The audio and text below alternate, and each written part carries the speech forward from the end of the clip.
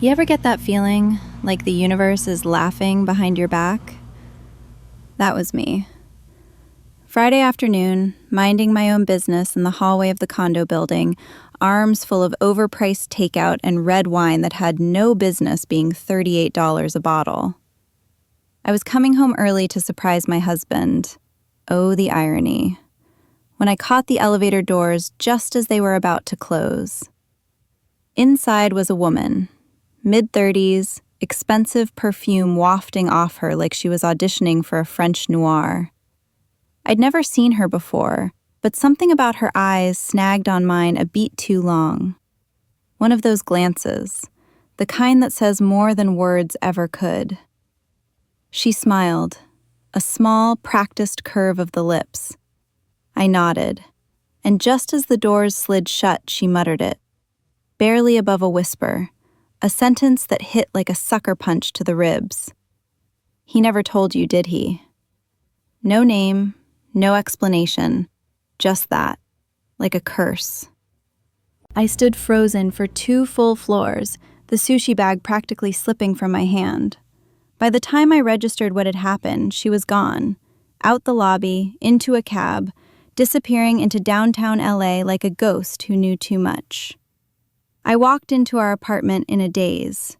My husband Ethan was sitting on the couch watching a documentary about submarines of all things. He looked up and smiled like nothing was off, like my world hadn't just shifted an inch to the left.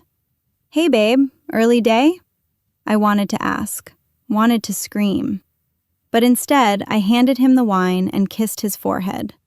I didn't know what he hadn't told me yet, but I was damn well going to find out. That night, I barely slept. I stared at the ceiling, replaying her face in my mind. The confidence, the chill in her tone. This wasn't some random ex. No, this was a woman who knew him deeply, knew his secrets, maybe even held one over him. By morning, I'd made a list. Yes, an actual list. I'm a woman who plans. Grocery lists, vacation itineraries, color-coded Google calendars. And now, a revenge strategy with bullet points. 1. Background check on Ethan. Because apparently, my wedding vows hadn't covered unless you've lied about your entire past. 2. Find her. The elevator woman. She was the key. I didn't know how yet, but my gut told me she wasn't just someone he cheated with. She was leverage.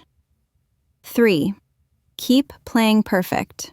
No suspicion, no accusations. Not until I knew the full story. Until then, I'd be the same supportive, unbothered wife he thought he married. And you know what's funny? He did notice the change. Maybe not consciously, but by Sunday, he was extra attentive, made pancakes, played one of those Spotify jazz playlists he thinks makes us feel sophisticated. He was trying to keep me comfortable, which meant he knew something was off. Guilty people always do. So I leaned into it. Let him think he was still in control. Smiled, laughed, even initiated sex that night. Because nothing throws a cheater off more than a wife who's 2 steps ahead, pretending she's 2 steps behind. The next day, I called in sick from work and started my digital investigation. Ethan had a past, sure, don't we all? But I wanted to know the parts he left out. The places he paused when telling old stories. The names he skipped when talking about his college years. Turns out he'd lived in Boston for a year before we met. I knew that. What I didn't know? He'd been engaged before. To someone named Vanessa Hart. A name that, when I typed it into Facebook, made my blood run cold. It was her. The woman from the elevator. Except she didn't go by Vanessa Hart anymore. She went by Vanessa Lane. And her profile was private except for a profile picture. A black and white shot of her leaning against a brick wall, smiling like a woman who'd survived hell and wasn't afraid of fire anymore. I sent her a friend request. No message. Just a simple invitation. And then I waited. By Wednesday night, she accepted. And an hour later, I got a DM. I figured you'd reach out eventually. If you're ready for the truth, we should talk. Somewhere he doesn't know. Oh, sweetheart, I was more than ready. I've been waiting for this my whole life. We met at a tiny Spanish tapas bar in Silver Lake. Neutral ground, public enough to keep things civil, but loud enough that secrets could pass between us unnoticed. Vanessa was already there when I arrived, sipping sangria and stirring it with a cinnamon stick like it was a weapon. She stood when I approached. Same black heels from the elevator, same steely eyes. She gestured to the seat across from her. "You look better than I did when I found out," she said. No small talk. I sat. "What did you find out?" Vanessa tilted her head, the way a therapist might. "Tell me first, how long have you two been married?" 4 years, I replied. Together for 6. She gave a short, humorless laugh. Impressive. I only made it to the altar, barely. I blinked. "So you and Ethan were engaged," she finished. "Until I found out who he really was." The waitress came by. I ordered nothing. Vanessa ordered another sangria like we were settling in for a storm.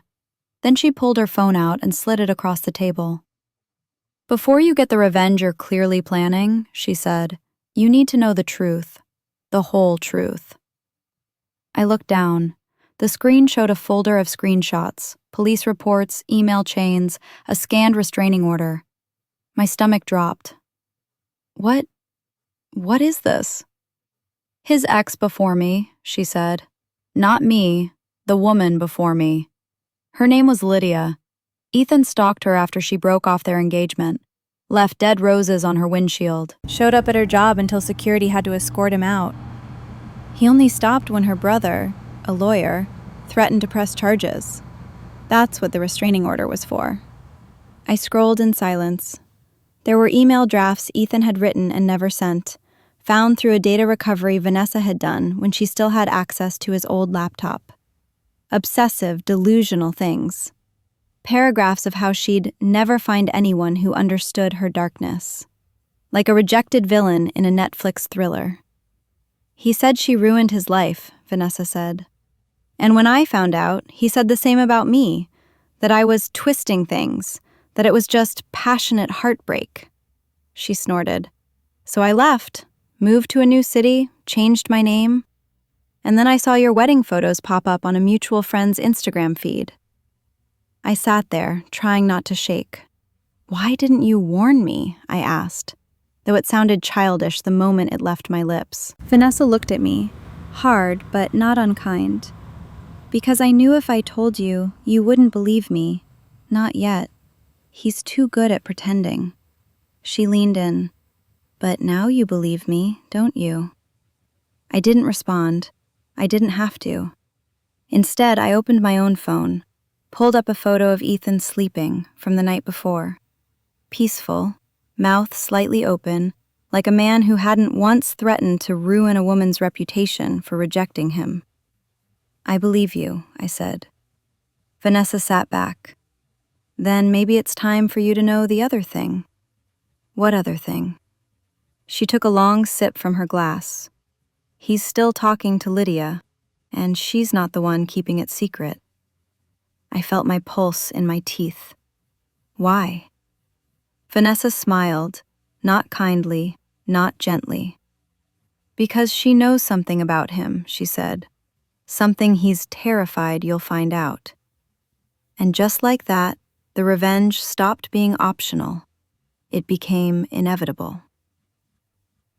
After that night with Vanessa, something inside me snapped into clarity. You ever have one of those moments where the fog lifts and suddenly you're seeing your whole life like it's someone else's?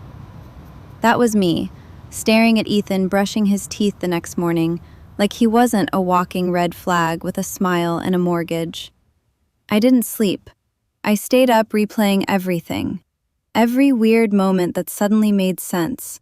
The way he used to change the subject when I asked about his college friends. The tightness in his jaw when we ran into someone from Boston. The one time he got a call from a blocked number and his whole face drained of color like a ghost had whispered his name. Lydia, the one before Vanessa, the one with the restraining order, and according to Vanessa, the one he was still talking to. Why? Because she knew something he didn't want me to know. So I did what any woman with a grudge and a Pinterest account full of how to expose a liar boards would do. I got methodical. Step 1, I needed to find Lydia. Vanessa didn't have her current contact info, said she disappeared after the restraining order, changed her socials, started over. But people don't vanish. Not really. Not if you know how to look. And I do. A quick search through an old alumni database Ethan once bragged about being featured in, plus some reverse image searching with photos Vanessa still had of Lydia, led me to a LinkedIn profile under a new name, L.M. Cates, Boston-based, works in nonprofit crisis advocacy. I sent a message through my burner account. Hi, you don't know me, but I'm married to someone I believe you once knew, Ethan R. This isn't a threat. I just need to talk. Woman to woman. Please. She didn't respond for 2 days. Then, out of nowhere, I got a reply. I've been waiting for this message for years. I'll talk, but not over text. Send me your number. She called 20 minutes later. Her voice was calm, but there was an edge to it, the kind you earn, like she'd walked through fire and learned how not to flinch. I don't want to scare you, she said, but if you're married to him, you need to understand something. He's not just a liar. He's dangerous. I didn't speak, just let her keep going. He didn't just stalk me, he blackmailed me, said he had photos, said he'd send them to my employer, to my parents. I was young, stupid, I panicked. He never actually had anything, but the fear was enough to keep me quiet. My hands went cold. And then, she continued, when I finally blocked him for good, he sent a letter to my office, no return address, just one sentence. Some secrets are better left buried. My stomach turned. What kind of secret? Lydia paused. Something he did in college, something bad. I wasn't there when it happened, but I knew the girl. She dropped out the semester after it happened, never spoke about it again. I swallowed. Do you remember her name? She did. I wrote it down, every syllable. Why are you helping me? I asked. Because I didn't have anyone to help me, Lydia said. Because I thought maybe one day I'd get a chance to do for someone else what no one did for me. I thanked her. We hung up, and then I sat there, staring at the name on my notepad. A name tied to something Ethan thought he'd buried in the past. But guess what? I'm real good at digging. Emily Garrison. That was the name Lydia gave me. A soft, unassuming name. The kind you'd hear called out during roll call or see etched on a yearbook page next to a choir photo and a quote about dreaming big. But now it carried weight, like a ghost I'd just summoned. I started searching. Not in the obvious ways. No Facebook, no Instagram. If she'd dropped off the map after what happened, she probably wouldn't be sharing brunch photos or posting inspirational quotes about resilience. Instead, I pulled university archives, found a yearbook from 2009. There she was. Light brown hair, clear blue eyes, a shy smile that made me feel like I was looking at someone halfway through a sentence they'd never finish. She was a psychology major, top of her class before she vanished mid-semester. No official explanation, no leave of absence, just gone. I dug deeper, found an old student blog that had been dormant for years, but one comment section, buried under a post about college dropout culture, caught my eye. A user called M Not Gone had replied to someone's comment with, "Sometimes people don't leave school because they can't handle the work. Sometimes it's because something happened that no one wants to admit happened. And when the person who did it is connected, charming, and well-liked, no one listens anyway." It was dated 6 years ago. I clicked the username. It led nowhere. But the email attached to the comment? Still visible. I stared at it for a long time. And then I wrote the message that would either open a door or end this entire mission. Hi, Emily. My name is Brooke. I'm trying to understand something from your past, and I believe someone you once knew, Ethan R., may be involved. I'm not a journalist. I'm not looking to exploit you. I'm just someone who may be married to a man hiding something terrible. If you don't want to talk, I understand. But if you're willing, I promise I'll listen. And I'll believe you. I hit send, and then I waited. 3 days passed. Nothing. And then, at 2:03 a.m. on a Thursday, I got a reply. Just 3 words. I remember everything. It was like a switch flipped inside me. I knew, from those 3 words, that everything I thought I understood about my husband, about our life, about this marriage built on Instagram-worthy date nights and carefully curated affection, was a lie. Emily agreed to meet. No public places. She wanted quiet, privacy. We met at a botanical garden outside the city. She wore sunglasses, a scarf, and clothes that didn't draw attention. She looked like she was always preparing to run. And then she told me the story. Sophomore year. A party at a house just off campus. Ethan was there. He wasn't drunk. He never got drunk, she said. He liked control too much. But he cornered her in a room after most people had left. She said no. Said she tried to leave. But the door had been locked. She didn't go to the police. She tried. She said the officer took her statement with a bored expression, told her it's her word against his. And then came the whispers, the looks, the rumors. So she left. Ethan never faced charges, never lost anything. Emily lost everything. I've tried to rebuild, she said. But I don't sleep without lights. I still flinch when I hear footsteps behind me. I cried. I didn't mean to, but I did. She didn't. She just looked at me and said, "You married him, but you don't have to stay married to him." I nodded. I couldn't speak, because in that moment, I knew exactly what I had to do. This wasn't just revenge anymore. This was justice. After meeting Emily, I went home and climbed into bed next to a man I no longer recognized. Ethan was already asleep, one arm slung over my pillow like he owned the air I breathed. I stared at his face in the dark, that familiar jawline, the little scar on his eyebrow he once claimed he got skateboarding, and all I could see was what he'd hidden beneath the charm.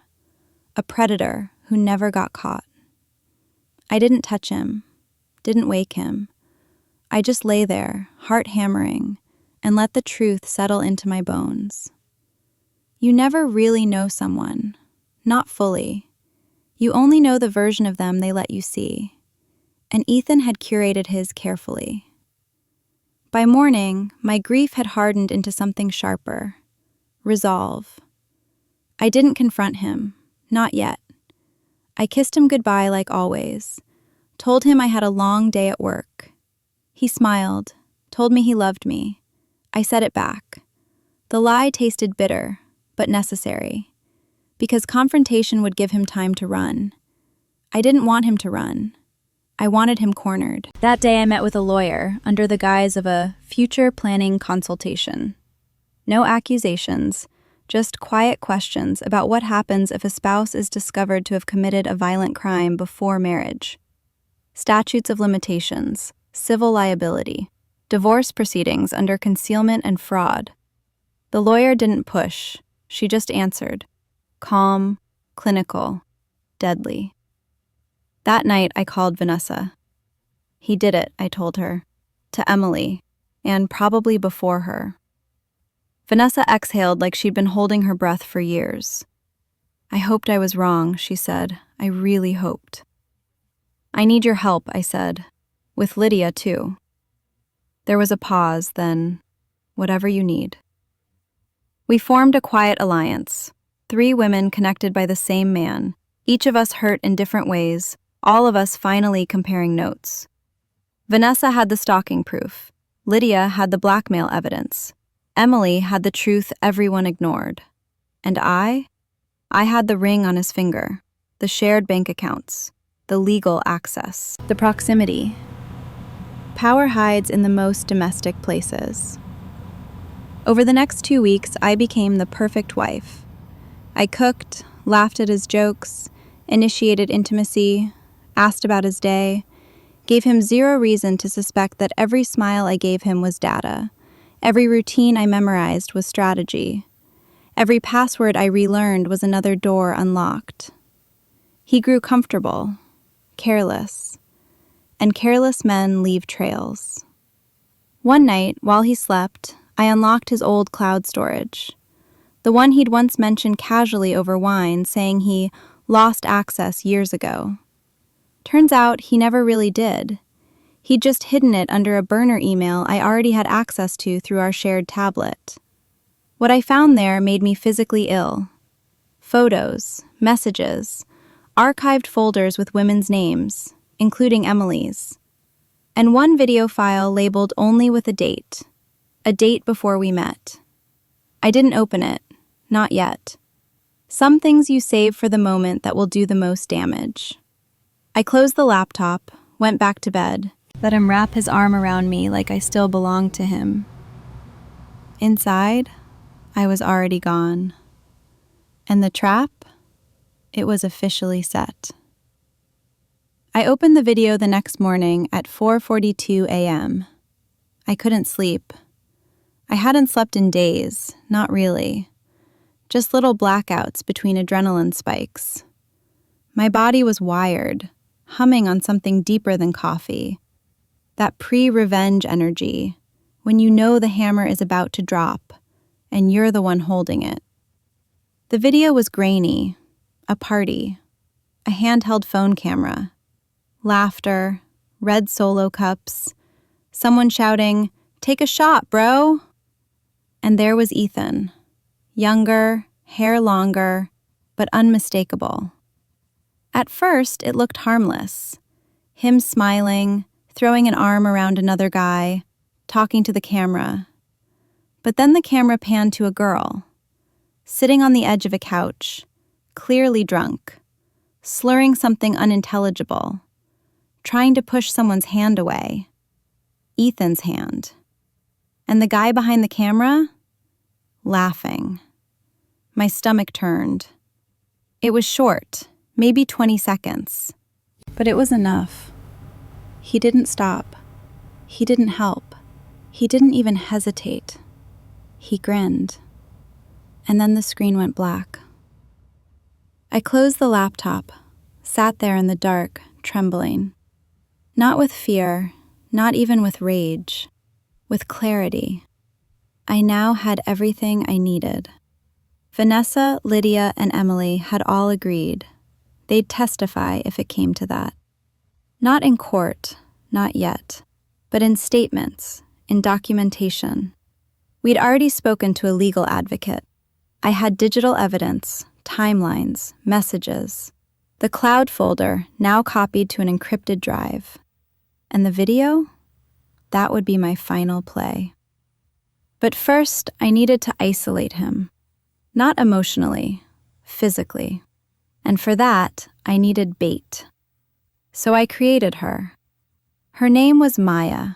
She was 32, recently divorced, new to the city. I made her a Tinder profile using AI-generated photos. Not catfish, just fiction. Just enough to match Ethan, who I knew still had the app buried in his work tools folder on his phone. Yes, he was that dumb. I swiped right. He matched. Didn't even hesitate. Our first message? You look like trouble in the best way. He was already cheating on me again, emotionally at least. And that's exactly what I needed. because I wasn't going to catch him in the act. I was going to be the act. For a week, I strung him along, had Maya flirt, be spicy, mysterious, promised she'd be in town for just a short time, and wanted something wild before she left. He bit hard. I planned the date for a Saturday, sent him the location, an upscale rooftop bar he always bragged about. Told him Maya would be wearing red, that she'd be seated at the corner table, that she'd ordered them drinks already, that she'd be waiting. What I didn't tell him? The woman in red wasn't Maya.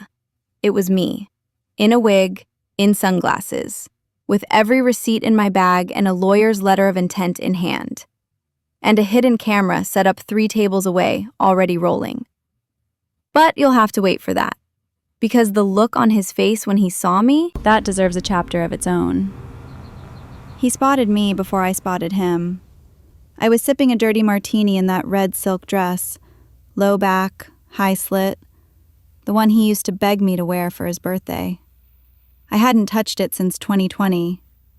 That night, I pulled it from the closet like I was donning armor. Ethan walked through the rooftop entrance with a smug little bounce in his step, probably rehearsing lines for Maya. When he saw me at the corner table, in red, just like I'd said, he froze. I didn't look up right away. Let him stew. Let him do the math. When I finally met his eyes, I smiled like I'd just seen an old friend at a funeral. He walked over slowly, stiff, like he wasn't sure if he was being pranked or hunted. "Brooke, what are you doing here?" I tilted my head, gestured to the seat across from me. "Oh, don't be shy. Maya already ordered your drink." His face cracked. For the first time in our marriage, he looked scared. Not annoyed, not smug, just scared. He sat. He began. "No," I said, holding up a finger. "Tonight, you don't get to talk first." I reached into my bag and pulled out a simple black folder, set it gently on the table like a final exam. Inside, the screenshots from Vanessa, the statements from Lydia, the full transcript of my conversation with Emily, and the USB drive, unassuming, silver, like the kind you'd find on a desk at any boring office, containing the video he thought no one had. I pushed it across the table. Ethan didn't touch it. His hand hovered, then dropped to his lap. "You've been a busy girl," he said, trying for humor, but his voice wobbled at the edges. I leaned forward. "You know what the worst part is, Ethan? It's not that you lied. It's that you thought you were untouchable. That your charm and career and pretty little apologies could hide the truth forever." He looked around, probably clocking the other patrons, the servers, probably wondering if I'd make a scene. I didn't need to, because just then a man approached the table. Mid-30s, glasses, polite smile. "Mr. Rivers?" he asked. Ethan blinked. "Yes?" The man set down a cream envelope. "You've been served," he said, then walked away like a ghost. Divorce papers. A formal notice of intent to pursue civil action. And, courtesy of my attorney, a non-disclosure draft that Ethan could sign if he didn't want this to go public. "Oh," I said, picking up my martini again. "Did I mention your job's DEI board received a copy of that video? Just a heads up, they take sexual misconduct pretty seriously." Ethan paled. "You wouldn't..." I cut him off with a smile so sweet it stung. "You don't get to tell me what I would or wouldn't do.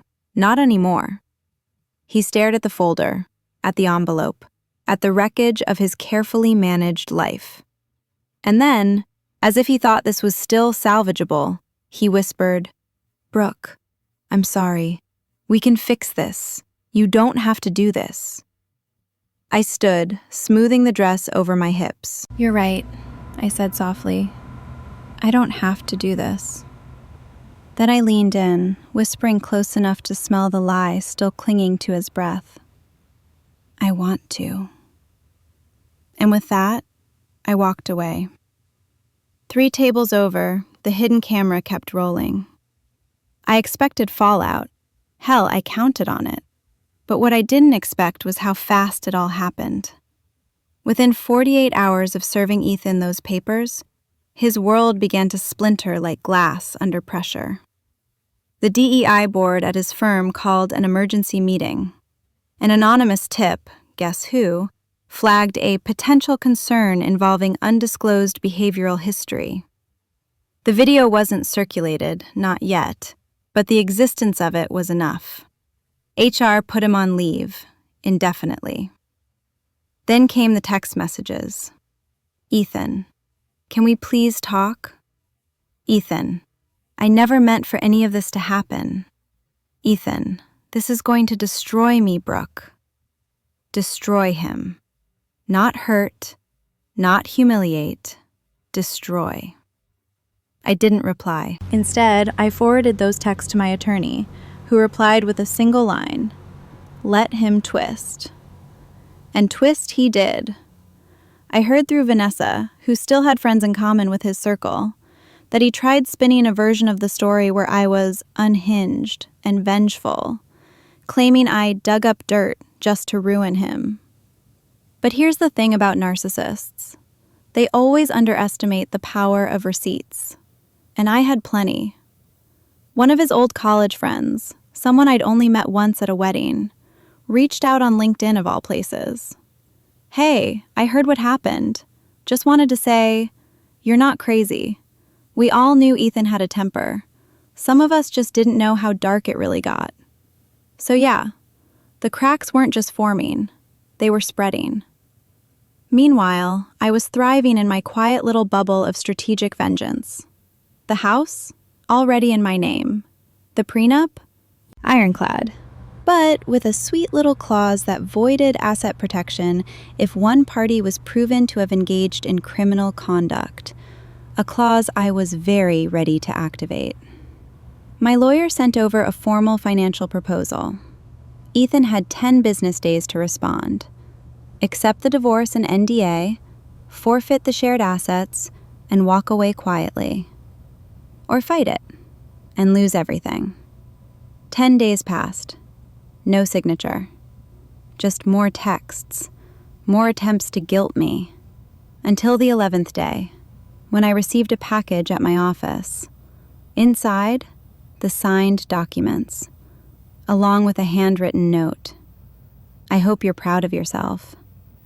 I was. God, I was. Because it wasn't just revenge. It was reclaiming everything he thought he could control. My narrative, my dignity, my future. I texted Vanessa, then Lydia, then Emily. Each of them replied with the same thing. He won't hurt anyone else now. And that night, I opened a bottle of champagne I'd been saving since our 2nd anniversary, the one Ethan forgot because he was traveling for work. I sat on my balcony, wrapped in a robe, watching the city breathe beneath me. And I toasted. To women who believe other women. To justice that doesn't always come in courtrooms. And to red dresses, dirty martinis, and the absolute poetry of a man being undone by his own secrets. Ethan moved out a week after signing the papers. No grand goodbye, just a cold email titled Logistics. He took what he needed, his suits, his coffee gear, and that photo from his fake TEDx talk. The rest, I boxed up and donated to a women's shelter. Fitting, really. After that, silence. Not the empty kind, the victorious kind. Vanessa tweeted, "He counted on our silence. Not anymore." It blew up. People started talking. Lydia filed a civil suit. Quiet, strategic. She wasn't after cash. She wanted his name attached to what he did. Emily reopened her long-dead Instagram with a single photo, her hand holding a pen. The caption? Reclaiming the narrative. And me? I watched from the sidelines. No applause, just calm. Ethan tried to rebrand, started a podcast about personal growth. It flopped in 2 episodes. The comment section was savage. I moved out of our old place, too. Bought a small home by the coast. No memories there. No lies. Just morning light, strong coffee, and the kind of silence that doesn't ache. It heals. Sometimes I replay the rooftop footage. Not for revenge, for clarity. For proof that truth, when timed right, is louder than any scream. Vanessa and I still talk. We plan a Revenge Girls getaway. Wine, laughter, no mention of Ethan. We're not broken women. We're finishers. Because sometimes the best revenge isn't noise. It's peace. 6 months later, I woke up without dread. No checking Ethan's location. No rehearsing conversations in the mirror. No fear of another buried secret surfacing at breakfast. Just the sound of waves outside my window and sunlight spilling across my bare legs. I was free. The divorce had finalized quietly. My lawyer made sure the settlement was solid.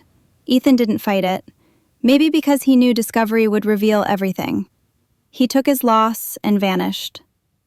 Last I heard, he moved to Austin, trying to reinvent himself, whatever that means. But I didn't need to know. That chapter wasn't mine anymore. I built a new life. A small financial consulting firm of my own. A morning yoga habit that actually stuck. Friends who didn't know me as someone's wife. And peace. Real peace. The kind that doesn't flinch at phone calls or doorbells. Vanessa and Lydia visited once. We sat on my porch, wine in hand, watching the sun disappear into the sea. We didn't talk about him. We talked about everything else. Healing isn't linear. I still have bad days. I still wake up from old dreams where I'm trapped in the lie, but they pass. And now, when they do, I get up, make tea, and remind myself, I am the woman who ended it, who dug through the darkness and pulled the truth into daylight, who didn't burn his life down, just handed him the match and stepped back. I don't believe in fairy tales anymore, but I do believe in rebirth. And if you're reading this, sitting in silence, second-guessing your gut, wondering if it's all in your head, let me be the voice that says, it's not. You are not crazy. You are not alone. You are powerful. And your ending might just be your beginning.